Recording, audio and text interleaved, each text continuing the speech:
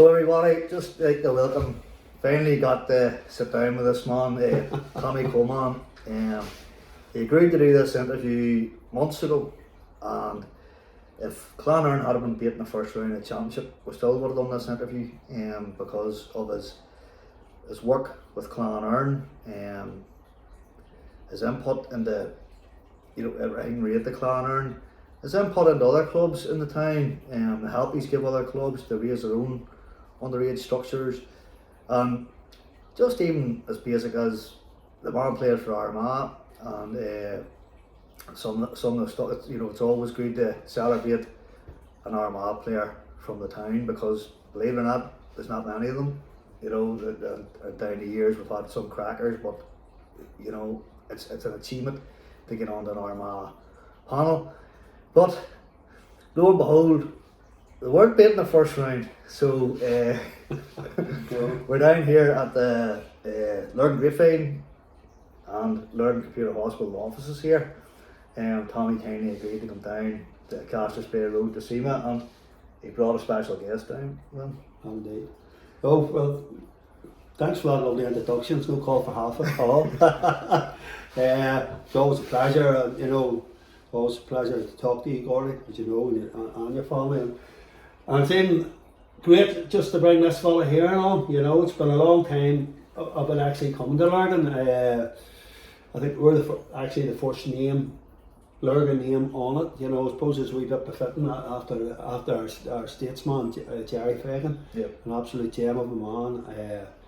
Ironically, not only was he a great minister with Armagh, the name was, they came up with a cup and renamed it, recommissioned it to Jerry Fagan, but he also captained Clann Eireanns to the only two previous wins Clann Eireanns had in the championship, in the senior championship. Now we all know the history of it, and the Clans, how much they were the fore and were the big runners, especially through the 70s and 80s, were phenomenal what they'd done.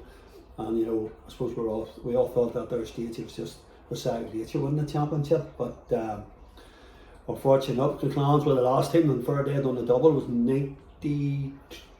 93-4-2-3, was it? I leave out you. I think it was 92-93. I was talking to Dermot one day about it, and thought, here we go, we're going to go on another run there. And after that that was it. I think Mullabon maybe beat them in an earlier round, and Mullabon maybe beat Cross in the final. Yeah.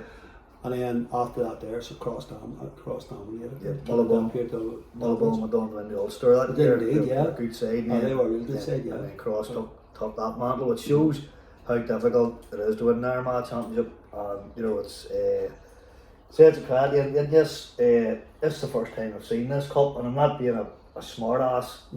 I've seen the Armagh championship cup many a time. But this first time I've actually seen this cup. It is a stunning cup there. What do you call it? And it is very, very fitting that this actual cup, these were the first to bring it to the town, as you say, you know what I mean? So, but going right, so that's the pinnacle, Tommy, and we'll come back to that there and so on. You've retired? Well, step down, taking a bit of a break. Just, retired wouldn't be, I think that might be a wee bit premature in retiring, but I'm certainly I've decided to take a year out this year, or two, or whatever it is. But just take a rest, So the workload that goes into winning the senior championship now is phenomenal. It's it's not just your 2 or 3 nights down training. It's everything else that goes with it now. Between your phone calls, videos, game plans, meetings with the rest of the management team. The management team I had women were absolutely phenomenal. They're and just wouldn't be or the day without them. I've said it before in different interviews. I be at the forefront when I get the manager's role, and certainly things go wrong, I take the slack. But these lads, we wouldn't be where we were only for them, and their workload, and we all had to find loads within that there, and each and one, and done it to a T, and it was absolutely brilliant. And publicly thank James, Mark, Gavin and Dan for every single thing that they've done. It was, they know the work that went in, and the sleep and the countless hours and sleepless hours too. Yeah. you know, that we went through. But you know what, it was worth every second of it. To see the joy that it brought to so many, you know, and not even within our own club members who were ecstatic, obviously, but you know, the real joy that it brought to other members within, you know, the other girls within the town, genuinely, you know, thrilled for us, and you know, the messages that I received from each and every one, you know, I'll always remember it to this here day, like it's, you know, and it was a whole community based thing, and that's why I was just delighted that we were able just to get over the line that day. And as you said, Tommy, you know, it's a huge, the manager, everybody has a part to play, small or large, within the club, and then as you get closer and closer to the inner circle, the work gets more and more. And when it gets to the manager, it's not just a full-time job, it's a 24/7, it's a every week an hour job, really, isn't it? When you're committed to something like that. Oh, it is now. There's no question that the game has moved on so much, and I suppose that we'll probably talk about the 80s and 70s where we started out at and where it's came, and it's great to see the game where it has moved on to, and you know, the level of publicity now that's around it, and you know, TV that's around it. You know, if you'd said to me 2 years ago, Tommy, you'll be playing an Ulster semi-final and it's shown live on TG4, I'd say, how long will it take, or you're right in the head, you know, but that's the way it is. But that's, you know, it's that their way and the way it's moved, and it's good, it's great for the game, you know. I think it's been fantastic, and lads are now, you know, the work that they put in, you know, we have been out, we train twice a week, and then you're away and you've done whatever you've done, and you went for your pints and you went for everything else. These lads just don't do it now. You know, if they're not training with me, they're away to the gym, they're doing their own stuff. It's phenomenal what goes on, and I think it's a credit to all those that's involved in it, but it's also a credit, I think, to the GAA and the wider family, that the way the game has evolved, and you know, the fitness levels and the community and the basis that we're playing now for all our girls, regardless of what club they're in. Yep, and they're an example, I suppose, not just the young Gaelic footballers in the town, they're an example to everybody, including myself, you know, no matter what age, you know, out fellas like myself, of what can be achieved, and an attitude towards something, you know, it's hard to even describe that attitude. Like, there's a fella, Connor, came down to get his laptop fixed there, yes. Connor McConville, and he was telling me about the amount of work that he had to do then for some years for teaching, and the amount of work that he had to fit in. Then fellas with no time for pints, really. Like, they might get let off the leash now and again, once in a way, you know, and but you could see, like, there was no kind of attitude of regretting or complaining or you know, whatever. This is what I'm going to do. This is what it takes to do it, and I'm doing it. And that you know, it's inspirational to anybody who has a goal or you know, wants to achieve something, and even, you know, that, you know, you don't have to have there's no excuses really. There's people, you know, like yourselves, running full-time jobs, full-time students, and still achieving elite sportsmanship levels, you know. Oh yeah, well, I was in, I don't know, it was on Twitter or where it was. Yes, I was reading an article anyway about Kieran McGeary, and the template that he actually used when he was in university. So what he done with his university, one of his university work then is obviously his university playing career, and what way he trained with them, and what way he was training with Tyrone, and what way he was playing with his club, and also fitting in 2 part-time jobs, what way he done that, and he had that temp, and he had that set out, and he was that good, and the way he worked it, Paddy Talley, who was there at that there time, took that template off him, and he showed that to the first years coming into series all the time, the level of commitment that he was prepared to show and what he could do. And this was the sort of thing that you could achieve if you wanted.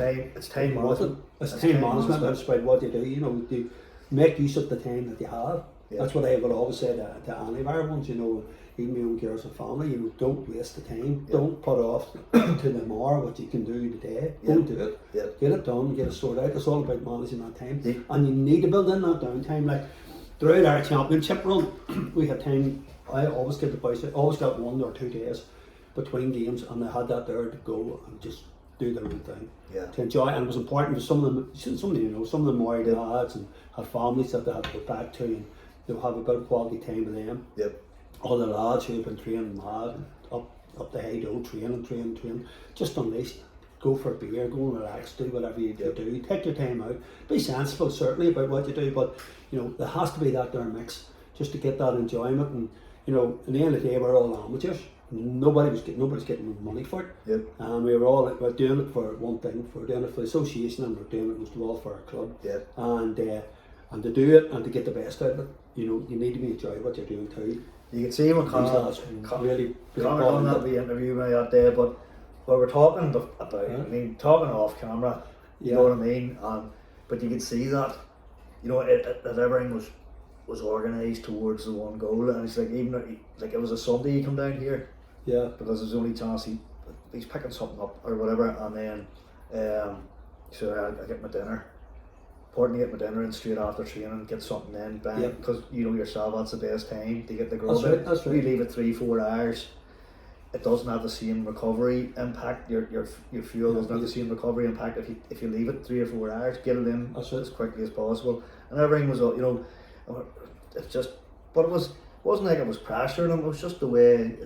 It wasn't the way. It's just the way it was, and that was his goal, and this is the way things were managed to do that. You know what I mean? So, but we had a real defined way of what we've done it, you know, and I know through the league campaign we just sort of took the league as it was, and there's things you homed in for certain wee games and what you had to do and what you hadn't to do. But I suppose when we really got ready for it, we really wanted to bring it up to the next level when it come to the championship, and we'd always planned for that intensity and we'd let them know what it was. But really, it started for the Mullabon the game Mullabon, because in all intents and purposes that was a championship game. We had to win to secure our place in 1A, which, believe it or not, was our aim from the very start. That was our start, was to get to 1A, to compete in 1A. Three lads away out of the county, hopefully maybe in all 1 or 2 in the county shop window there as well. Maybe having 4 or 5 of them lads there, and he had still been able to survive in 1A without them lads. And you know, the other guys are coming in, gaining that experience, playing at the top level at 1A and learning their trade. And then at the end of the season, when the league was over and the boys were coming back for the championship, you then had the nuts and bolts of a squad that were really going to challenge and under Jerry Fagan, and that was the aim. But where things worked out, we just went a wee bit ahead of schedule. Well, you know. You said, and we'll get back to that. But I just want to go right back then, Tommy, to give you the chance to basically maybe mention some of the people that was influential to you as a youngster going down the Shore Road. Yeah, well, probably it all started for me like a lot in Tonic School. We didn't start. There was no such thing as mini Eireanns or mini Gales or wee mini Clans. They were never on the go then. You know, you started playing football when you got to P7. That was it. And you were through a jersey, and you were only sort of half decent tall. Then some club came along. You come along and play here. And my P7 teacher was Brian Curran. Great man, absolute great man, great time for him, and it was more than football like. So I played for Tonic Moore. I was in his class, so played there, and then the next thing he says, "Are you playing any football?" Well, I says, "No, I'm not." He says, "Well, we've a match tomorrow or whatever it was." So, and that was the man who gave me my first jersey, was Brian Curran. And I was talking to him recently there over the 63 video, which I'm sure you've seen, and the boys of 63, and you know, we're just going through old times. But Brian, over the years, then, would have been a great mentor to me as well, you know, through the youth club and stuff, and he was superb, and he would have been looking on, even not only for on the field but off the field as well, you know, and times that we were brought up in, you know, and we had great times, don't get me wrong, I'm not going to say one thing about it, like, but in that there area where the club was situated, there would have been a lot of trouble from time to time. But Brian Curran wouldn't have been the first one. He had pulled by the ear and pulled us into the Clann Eireanns. And Clann Eireanns was always open, no matter what was going on outside. Clann Eireanns was always open, and we were always in that youth club. And he would have been a great mentor. There's Jim McAlinton Senior, sadly no longer with us. I went over and seen him a couple of times, you know, in the later years. Every game, he brought us every single game, and through, you know, from under 10s, 11s right through to minor, senior, he was there. Fortunately, he didn't do too well, and he had to step back a bit, but he had a big influence on my career. You know, I was, you know, Jim, we were there, I had 3 years with Armagh Minors. Today the best years I ever had, you know. Funny enough, met Brenton McGeary, he was my manager. I met him going into one of the games, probably one of the quarter-final matches. I'd met him outside the flat grounds, and they're great. Every time we see each other, we're reminiscing and talking about them good days. But fantastic. Well, I was talking to what do you call it, fella this morning, another old manager of yours, and I actually phoned him because I said, like, is there anything funny you want to tell me about, you know, but just to break the ice a wee bit, but don't worry, right? So I phoned Jim McCoy, and he says, he's look, just trying to get, you know, fellas that Tommy played with for Armagh and whatever. He's just like breaking the ice a wee bit. He says, well, here's the funny thing. He says, he meant like the fact, the thought that I played, and he says, I'm honest him. He's in a different generation. But what he did say was, he said, you could see he says that Clann Eireanns team reflected Tommy and Tommy's values. They played with honesty, sportsmanship, never say die, and all out effort. That's what he said. That's lovely. That's very humbling, alright, to say that there, but I've always been brilliant, and the thing we always had in Clann Eireanns was always to play with that honesty, to play with your honor. And I've always told our boys, you know, I'm not one name for the CS sledging and all that. I've no time for it. I really haven't, Gordy. I think it's, and you know, and some of the punters who was on TV now and RTE and stuff like that, there, and like sometimes when I hear them saying it's part of the game, it's nothing to do with the game. It's nothing to do with the ideas of the game. I think all of us who are passionate about Gaelic football just don't want to see that. No. Just want to go out, go toe for toe, hit hard in the tackle by all means, hit hard, hit fair, and that's what part and parcel of the game is, especially championship football. And I think anybody that was at the senior final, where the hits that went in that day on both sides, but it was a credit to both sides, and again it was credit probably to the referee too, who let the game go. There wasn't one bad word said anywhere. They just got on with it and played football the way it should be played. And you know, and you have to go to the end. You know, it doesn't matter how long you are, and that inner belief. And that's something that we had built in as we went along over the last couple of years. You know, and you could see that momentum building within us. I suppose after Mahari last year, where we were sort of looked at each other and says, "Look, God, we really are not that far away." Do you know what? It was a game I felt that we had left behind. You know, fair play to Mahari, great. I haven't had a good time for Mahari and the people of Mahari and all them boys. They're such an honest and solid bunch of lads and work so hard, and what they've done for their community, for being such a small parish, has been amazing. You know, they were the ones that broke the fold. They'd give the rest of us the thing and said, "Hang on here, Crossman getting a bit beaten," and they went and done it, and you know, and they showed the road for the rest of us to go and do it. And but we knew, just God, we're close here, and you know, we felt we left it behind us, so we knew this year we could get it in, get him and at them, that we wouldn't be far away. And I just felt that probably it was sort of slightly reversed this year, for truth be told.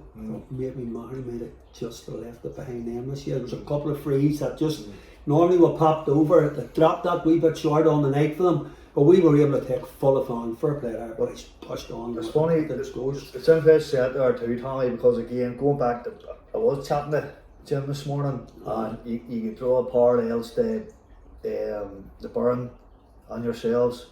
Everyone knew, well, maybe sometimes you didn't know, but anyone outside your club knew that it was only a matter of time for he's got the monkey off your backs, you know what I mean?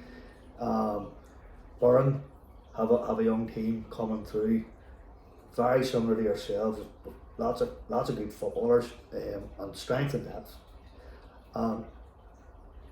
Jim was saying that if you look at the stats of the Burn Kilcoo final, and we all know Kilcoo's won Yeah. again, strength to strength.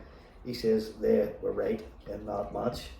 So at that level, it is them wee things, it is them wee bits of belief or bits of thing that can be important. Like, you know, There's no question about it. It's just that there, the wee bit of thing that you have something inbuilt that you know where you're going to be, and if you're there, you can push on and win. Yeah. And you know, you get that there belief within your squad.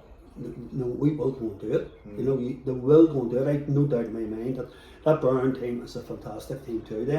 They've come across our lads, you know, at under 16 level and stuff, you know, in Ulster. Yep. And they know how good these lads are. And I think it is will be a matter of time before they catch it. But you know, Kilcoo's a great outfit and well drilled. But coming to the probably. And credit to both you and Jim McCoy. I don't know, didn't really think the conversation would lead this way, but that's the way it goes. But in credit to you and Jim, it's very easy saying, sure, look at all the underage success, you know, that club has had. Sure, you know, a senior championship was kind of inevitable. It isn't. Oh. It really isn't, because I could name you in all 20 clubs that had similar underage success and great work done and minor championships and all the rest, and never actually went and did it. Yeah. You know what I mean? So, and again, just because similar with Tommy, when I was interviewing Jim McCory one time, so you know, I have a great underage and great things, but it takes somebody to lead that team to the actual senior championship. And as Jim said, your imprint was all over that team. You know what I mean? And maybe, you know, the honesty, the fearlessness, the going for it. You know what I mean? And that's and at times I just played with just pure abandon, which was brilliant to see. Yeah, You know well, what I you mean? know, go. So we had sort of saying in our game at some stage of the game we will be opening up and going for it, you know. And personally, you know, and I don't want to demean anybody or any coach and everybody to their own, and everybody their own way of playing. But I just can't stand football that's everybody behind the ball. I find it very difficult to watch on TV, and I don't think it wasn't what the game was set up for. That the Irish people to me are very easy going race, simple race, and just like to have their games the way they live life, and that's play it out to full and have a go at whatever you do. And we had decided that from long ago. That's the way we were going to approach football, and we're going to move that ball as quick and as quick as we can. And at times it worked for us, at other times it didn't work for us. But there was never ever, you know, and even the night we got beat, we come up the road, well, we had to go. We had to go. We could have probably maybe been a wee bit more cautious, probably in the first 15 minutes or so. But look, we made the decision earlier on that night that we were going to have a crack and play football the way we wanted to. And you know what? When I look back at it all and saying it, you know, we had a bad 10 minutes. There's no question about that. We can go into what happened and what didn't happen, but you know, the bottom line was we created enough opportunities. If we'd have taken them, we probably could have still won that match, which was hard to believe, even though conceding 3 goals. Yeah. But if you concede 3 goals, it can have quality of opposition. Yeah, always going to be up against body, you know. Well, the way I saw the opposite of that played for years, which we hated, was a team sitting in behind the ball, and then when they finally had to get out, getting suckered by 2 goals. Yeah. And there was no game. Yeah. You know what I mean? Rather than live by the sword, die by the sword, go for it. Yeah. Go and play attacking football, which you did. Bit of an experience, maybe cautious early on. That aside, that way of playing football with confidence growing, players getting bigger and stronger, it's going to be very hard to contend with. You know what I mean? So and maybe in a couple of years' time we'll not be celebrating just winning just as much. Well, I know what you're saying, but probably leading on to that, there's like, you were the blueprint. The Clann Eireanns was a blueprint for the amount of work that went in. My own club, there's huge work going on down there. It has been led by Damer and a couple of trusty lieutenants down there. It's been on for a few years, and I love going down and watching it just and seeing what's happening down there. It's brilliant. But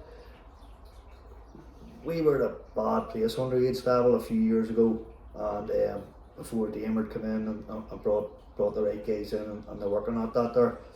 And I distinctly remember you coming down and doing a workshop for us one Saturday morning in the Clans. I was only one of the coaches then.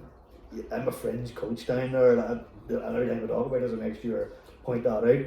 But I was there, you know, with about 15 or so other coaches as we're getting, you know, and you come down, you done a brilliant talk down that day. Again, that's a measure of you, Tommy, is because you know that if you give us an inch, we'll take a mile. You know what I mean? But you're prepared to do that to help our underage structure, and you know, and that was a measure of you too, and just publicly to thank you for that and say that. You know what I mean? But look, you know, Clann Eireanns my club, you know, it always has been. But you know, Gaelic associations, you know, it's better than any one club too. I think clubs need to remember that. And we all like to be successful. We all love to have our bit of success, but you know, the success is measured in many other ways. And I think the way, as I said earlier on in the interview here, the way the game has evolved and the way it's grew, it's a measure to everybody. You know, and you know, certainly anything that I could ever do for anybody, from any club, I have no hesitation whatsoever. It's fantastic being involved, and you know, being involved with the kids and coaching them, and even in the schools where they say, you know, we're going about break time. One of the lads, he could go very well wearing a Clann Eireanns jumper. It's usually Clann Eireanns or St Paul's down there, like, and he's running about with the right foot, and I say, well, is it not near time that you start developing your left side? Do you know what I mean? It's in my, but that's the way you do it. I say, be a 4-4 better player for it, or if you're, you know, someone who at that age, someone would have a short fuse, and you know, you'd tell them, look, it's no good, you're no good, you're standing on the line to your friends and stuff, and you just try to work with them and kids, and you know, you talk to kids on the simple level of where they are. And it's wonderful, and the response that you get out of them going, the next time I came across you then, I was ready to go into the ring. Oh, you were doing compare at our fight night. Yes. And again, I know that's something you did for all of the clubs, anybody that asked, you know, when them things go on for hours, Tommy, and again, it's something that you might take for granted, but it's something that's not taken for granted at them clubs, you know. And you're brilliant at it too. It was, you know, you're good not out of a microphone, like, you know what I mean. So doing the compare, them fight nights as well. You know what I mean. That was great. You know, look, we all need a few funds, and we all need a wee bit of help. Like, and it's just delighted to be, you know, delighted to help anybody again on that there. The fight nights were great nights, like, at that their time. Those were about 10 years ago, wasn't it? Maybe. So it was one of the ones who said you'd got a marquee for the weekend and the way you would have went and done it, and you know, them fights, especially the earlier ones, were fantastic. You know, and the matchups were there, and then maybe one or two were missing that people wanted to see, and the next club was able to get them, and then sort of then it got to the stage where it sort of everybody got to see the fights they wanted to see. It outgrew itself. But it was fantastic. Like, it was great. It was great to see everybody getting a bit of a turn out of it, and you know, they all got a few pounds, and you need that there nowadays, you know, especially with the kids and development. I'm going to sort of try and wrap this up, Tommy. The talk, no, we're not too bad. I thought that said something. I thought we were going up to a certain time there, but it's not. Right. No, it's gone. No, my mistake there. But I'm getting an awful hammering down the clans at the minute. It used to be the Lord Grapevine, the Clann Eireanns, Peter's ones, they called it the Clann Eireanns Grapevine, and I never had my best to an extent, and that's where all the stories are coming from, and easy to get a story dead on. I've made more of an effort with the all clubs and all that there, because it's starting to grow. Tried to before less bass or whatever they call it, but the boys down there are now calling it the Clann Eireanns Grapevine. Right. Particular Tedsy's told me a couple of times about it, and but he was saying that you could have been a Clann Eireanns man, or should have been a Clann Eireanns man in his view. What's well, the story of it all is Tedsy's right. Again, you know, he's always. You ever know when Tedsy's a bit wrong? Because I've never. It doesn't matter. Even when he's wrong, he's right. But anyway, on this occasion, he's 100%, because when we moved. We got the house. We were born in England. We all our ones went to Watford, and they worked in Watford. So I was actually 4 years of age when they came over to live here, and Dolly looked for houses around Shankill or whatever they had at their time, and he ended up, he bought a house in Victoria Street. But I actually, my first house was in the Brigade. I lived in the Brigade with my Uncle Jim, God rest him, Jim and Nora lived with Danny Coleman. Danny, you interviewed earlier. Thomas. Thomas. So I stayed with them for the first lot of weeks, and then we used to walk across the back down into Brown Street, down past Willie John's hut, over into Brown Street, over the McGrony and Grandas. So I spent all my childhood running about down there, and then went to Warren Street. But my whole family steeped in the Clann Eireanns, and I was saying to you earlier on, I have a medal. I have my Uncle Tommy's minor championship medal. 48, I have it in the house. I must get that there and show it to you. But and the only reason why I ended up playing with Clann Eireanns was because I lived in Victoria Street, and Master Coleman said me playing football for anybody, and I says no, and that was it, and the rest was history, you know, and that's where I stayed. But yeah, I could well have been in it, and if Daddy would have bought a house down in Shankill, I would have been playing for the Clans.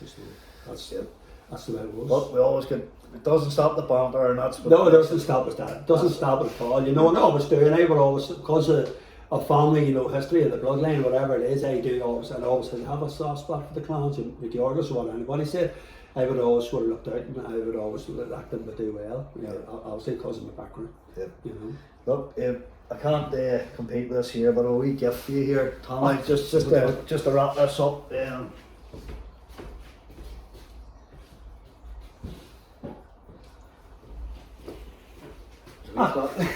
Corner. We Clann nice, yeah.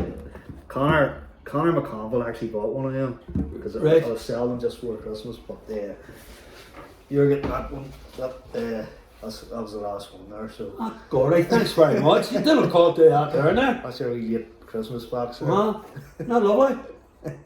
Well, that's lovely. Oh, thank you now. So it is. Gentleman, so you are. Alright, so, no, thanks a million, Tommy. No, it's a pleasure, any time at all, and as I say, I wish you all the best, and I see your girls are all playing football now too. Clann Eireanns over in Bonbridge. Yep. So as I say, it was meant to be a retirement present, but you're saying you're not retiring, well, I'll take it a year out. I do hope to be, if you know, if any of the teams, you know, if somebody's away, saying you're on there on the 14s and they're away on Tuesday night or Wednesday, whatever night, and they can't do it, I'll take a training session or do whatever, go down and have a chat with them, and I'll be about, you know, I've no intentions of going anywhere or doing anything. Just want to take a wee bit of time to myself and Orion and the girls, go and watch the girls playing for Armagh. Like, I missed a lot of matches there last year and stuff. And you know, girl, she was with Armagh. I don't know if she's going to stay with Armagh this year or not, but she does the netball as well from Northern Ireland, and she may be, you know, she's pushing for a place in the Commonwealth Games team. So obviously I'd like to know if they qualify and she gets picked, I'd like to go and see her through. Put a word in for me then for the next Coleman interview. I'll be the next Coleman interview, but if you know, if all been well, one to have Northern Ireland have to qualify, and two, she would have to get picked. But she's in the mix, so you know, she was to get there, you know. That's what I'm saying, it'd be a big year, like, so. No, just a bit of time, and it's in Armagh National League. I was starting to head off now on Saturday and book in somewhere overnight, and then go to the game the next day and come home. That's just three things there, just at a more pedestrian. Fully deserved, Tommy. Enjoy following Armagh and the crack, and enjoy this year. Great to chat to you, mother. Alright, thank you. Alright, bye.